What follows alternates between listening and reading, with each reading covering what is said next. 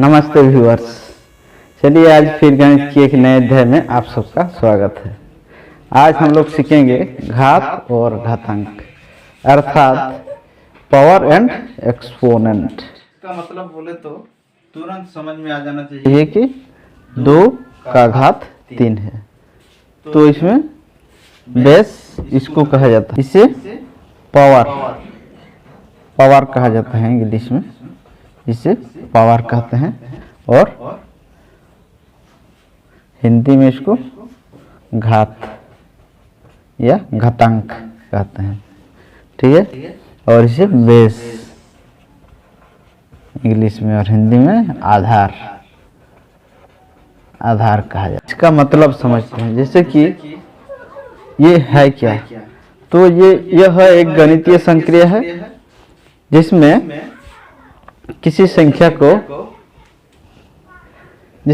संख्या को लगातार अपने से 2 या 2 से अधिक बार गुना किया जाता है, तो उस संख्या को उसका घात कहा जाता है। जैसे कि इसका प्रयोग कब किया जाता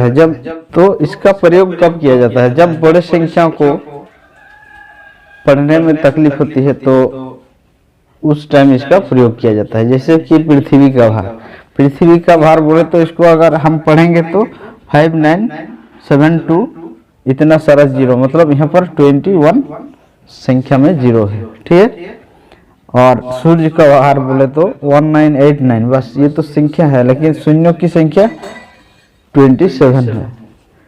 तो इस तरह की संख्याओं को हम इस घात में बदलकर आसानी से पढ़ सकते हैं। और इसका दूसरा फायदा है, इसमें हम बड़ी संख्याओं को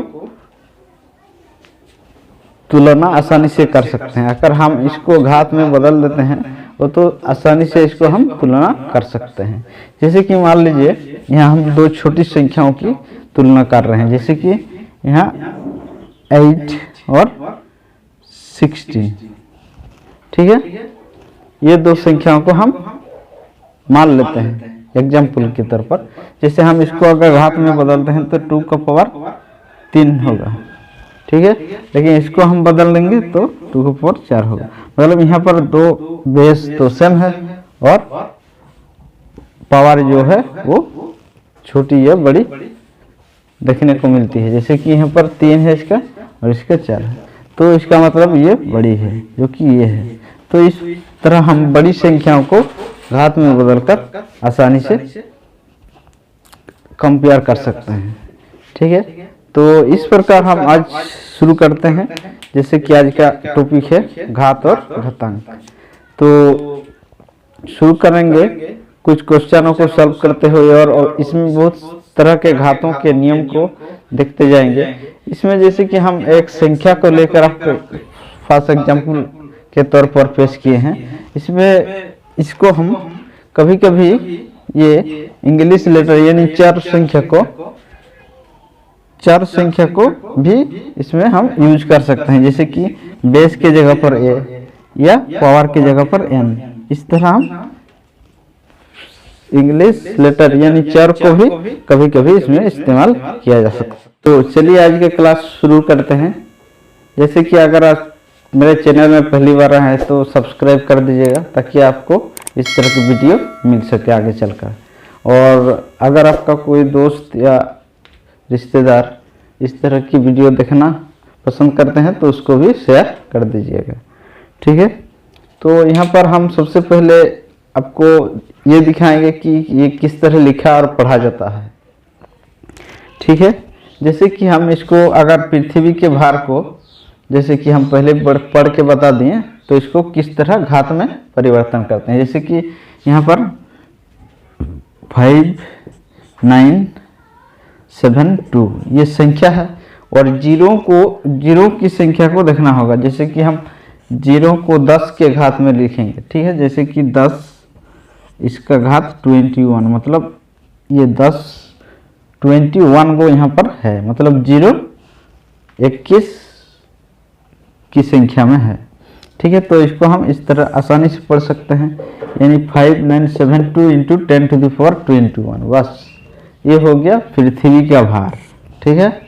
आगे सूर्य का भार, जैसे कि अब उसको लिखेंगे जैसे 1989, ये तो संख्या है लेकिन जीरो की संख्या 27 है, तो उसको लिखेंगे हम 10 की घात में, जैसे 27 इस तरह।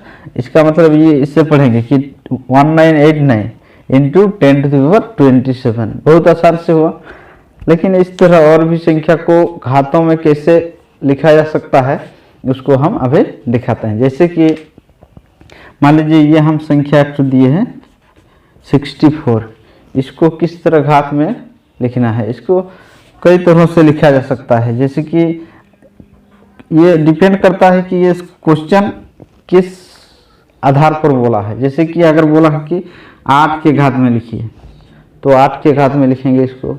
अगर बोले कि 4 के घात में लिखें तो 4 के घात में लिखेंगे इसको, वो अलग सिस्टम है।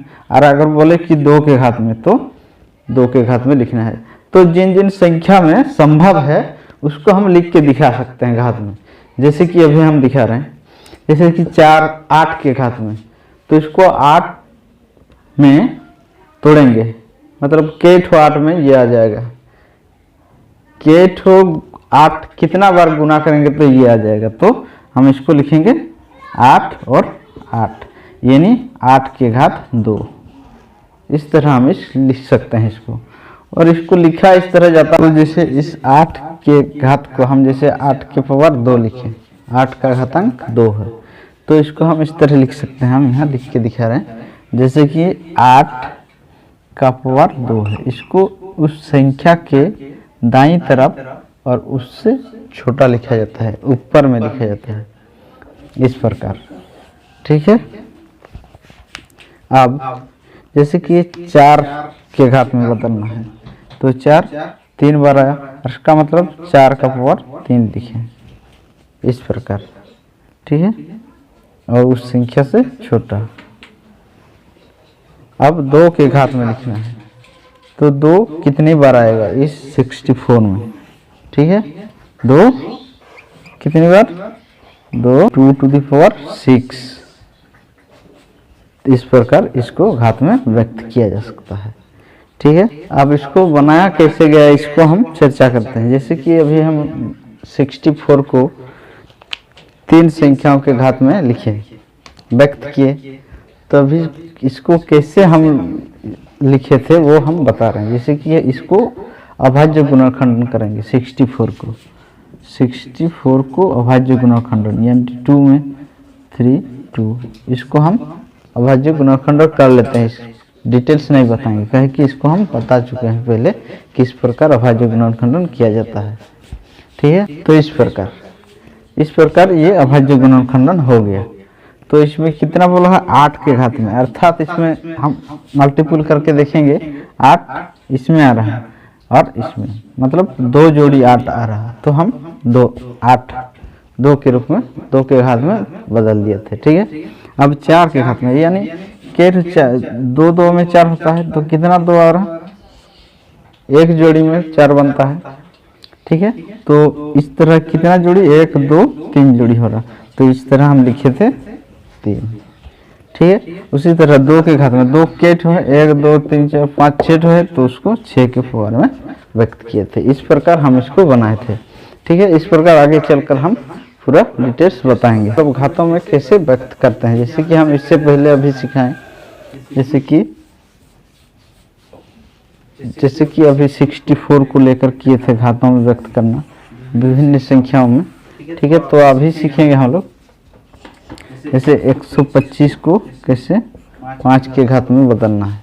अगर पूछे कोई कि इसको 5 के घात में बदलें तो इसको हम आसानी से बदल सकते हैं। जैसे कि 8 को या फिर 16 को, इसको 2 के घात में, जैसे कि इसको 2 के घात में, इसको 5 के घात में, इसको 4 के घात में बदल के दिखाएं।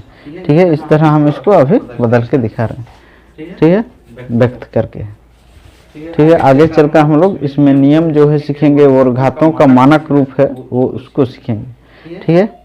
तो चलिए, या फिर घातों को दशमलव में व्यक्त करने का क्या रूल है उसको सब सीखेंगे आगे चलकर।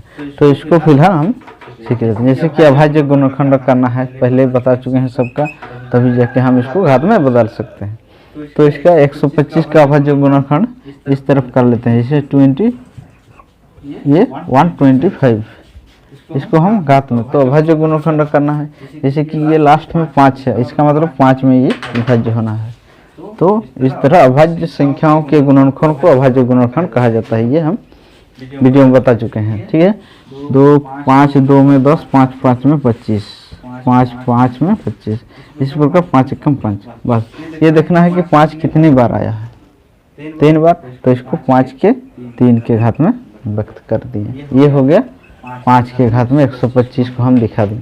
अब 8 को दिखाएंगे, तो उसी प्रकार हम इसको अभाज्य गुणनखंड करते हैं। 2 4 में, यहाँ 2 कितना बार, 3 बार आया, इसका मतलब हम 2 को 3 के घात में लिख सकते हैं इस प्रकार।